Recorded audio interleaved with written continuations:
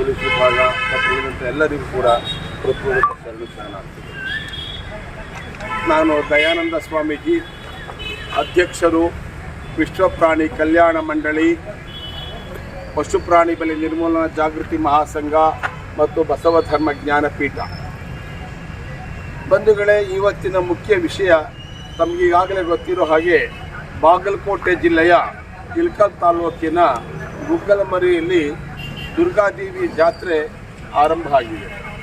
ಮುಖ್ಯವಾಗಿ ನಾಳೆ ಮತ್ತು ನಾಡಿದ್ದು ಕೂಡ ಜೋರಾಗಿ ನಡೀತಕ್ಕಂಥ ಕಾರ್ಯಕ್ರಮ ಇದು ಸಾಮಾನ್ಯವಾಗಿ 3 ವರ್ಷಕ್ಕೊಮ್ಮೆ ನಡೀತಕ್ಕಂಥ ಜಾತ್ರೆ.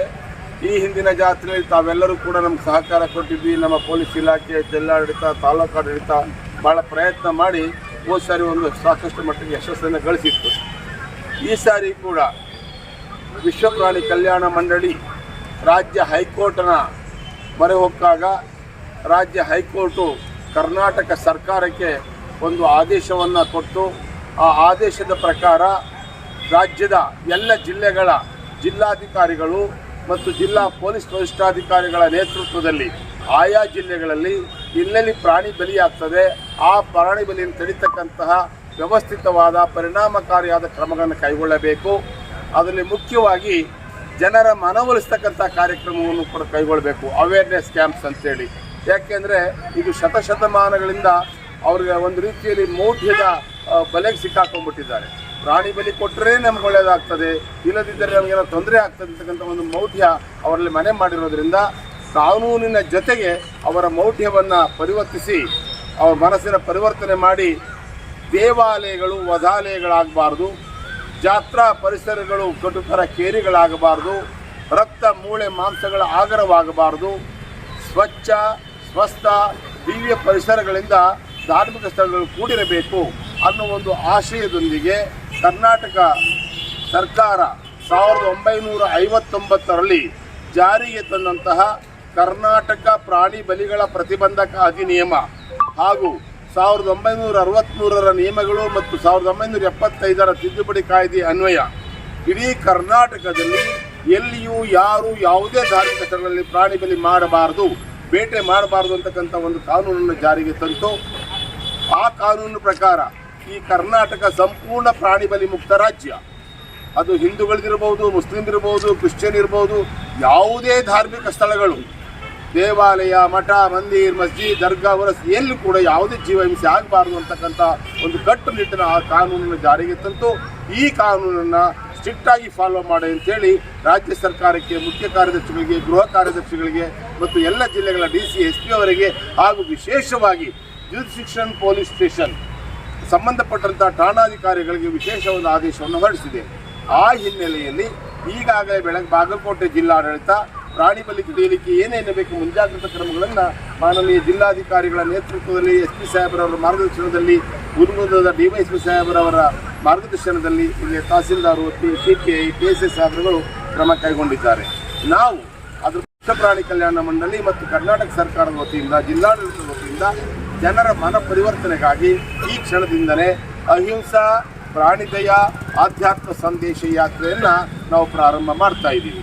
ಈ ಅಹಿಂಸಾ ಪ್ರಾಣಿದಯ ಆಧ್ಯಾತ್ಮ ಸಂದೇಶ ಯಾತ್ರೆಗೆ ನಮ್ಮ ತಹಸೀಲ್ದಾರ್ ಸಾಹೇಬರು ಇರಬೇಕಾಗಿತ್ತು.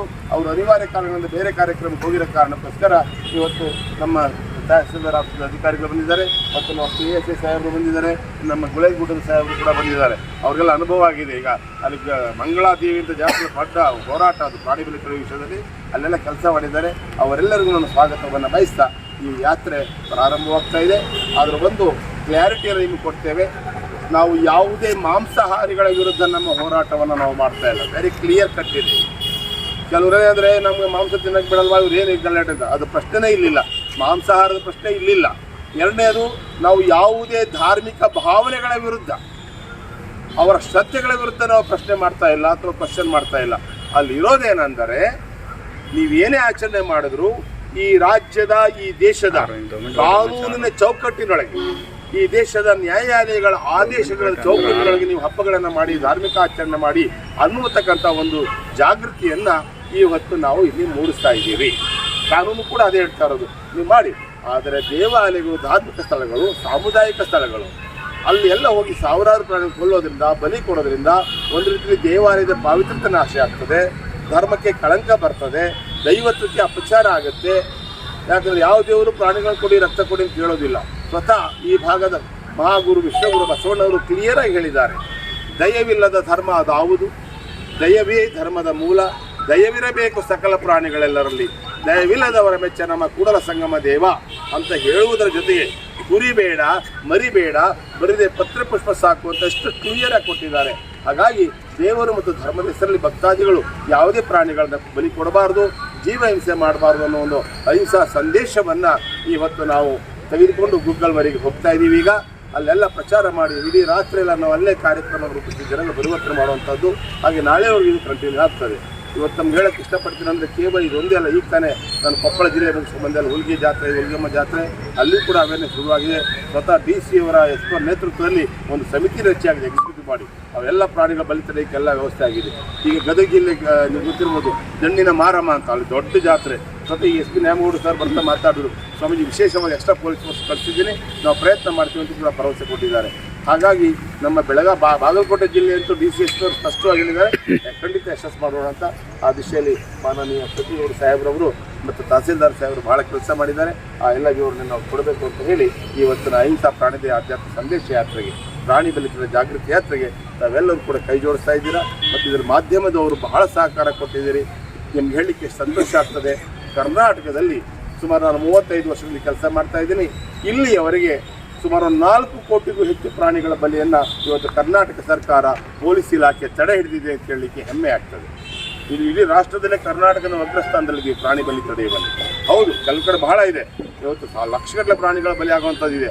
ಅದೆಷ್ಟೋ ಕಂಟ್ರೋಲ್ ಆಗ್ತಾ ಬಂದಿದೆ. ಅದು ಇನ್ನೂ ಪೂರ್ಣ ಆಗಿಲ್ಲ. ಯಾಕಂದರೆ ಸರ್ಕಾರದ ಅಧೀನದಲ್ಲಿ ಸುಮಾರು 36,000 ದೇವಾಲಯಗಳಿದೆ, ಎಂಡೋಮೆಂಟ್ ಮಂದಿರ, ಧಾರ್ಮಿಕ ದತ್ತಿ ಇಲಾಖೆ ವ್ಯಾಪ್ತಿಯಲ್ಲಿ.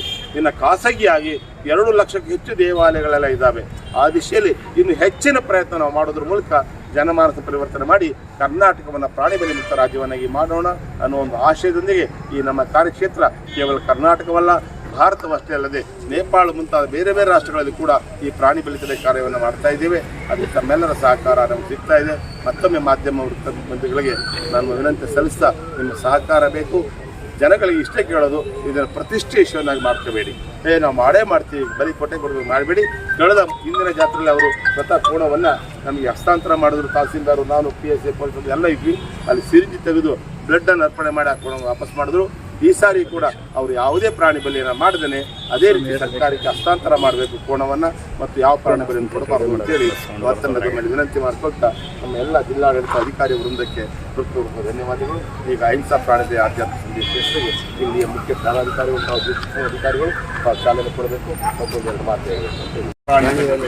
ಬೇಡ ಬೇಡ ಬೇಡ ಬೇಡ ಗುಗ್ಗಲಮರಿ ಜಾತ್ರೆಯಲ್ಲಿ ಬೇಡ ಬೇಡ, ಗುಗ್ಗಲಮರಿ ದುರ್ಗಾದೇವಿ ಜಾತ್ರೆಯಲ್ಲಿ ಬೇಡ ಬೇಡ, ನಿಲ್ಲಲಿ ನಿಲ್ಲಲಿ ನಿಲ್ಲಲಿ ನಿಲ್ಲಲಿ.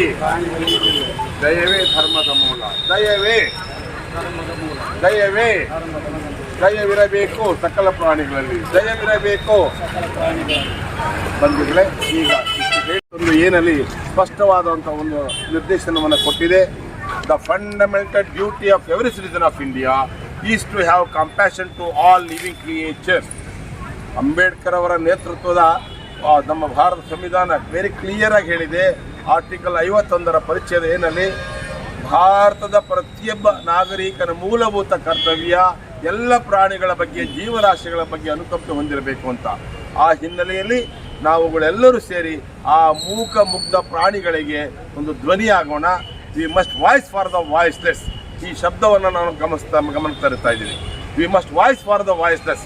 ಮಾತು ಬಾರದ ಆ ಮೂಕ ಮುಗ್ಧ ಪ್ರಾಣಿಗಳಿಗೆ ದೇವರು ಕೊಟ್ಟಂಥ ಅಧಿಕಾರ, ಜೊತೆಗೆ ನಮ್ಮ ಸಂವಿಧಾನ ಕೊಟ್ಟ ಅಧಿಕಾರ, ಕಾನೂನು ಕೊಟ್ಟ ಅಧಿಕಾರ ಮತ್ತು ಹೈಕೋರ್ಟ್ ಆದೇಶಗಳು, ನ್ಯಾಯಾಲಯಗಳು ಕೊಟ್ಟಂಥ ಅಧಿಕಾರವನ್ನು ಅವಕ್ಕೆ ಪಾಲನೆ ತೊಗೊಳಕ್ಕೆ ಬರ್ತಾ ಇಲ್ಲ.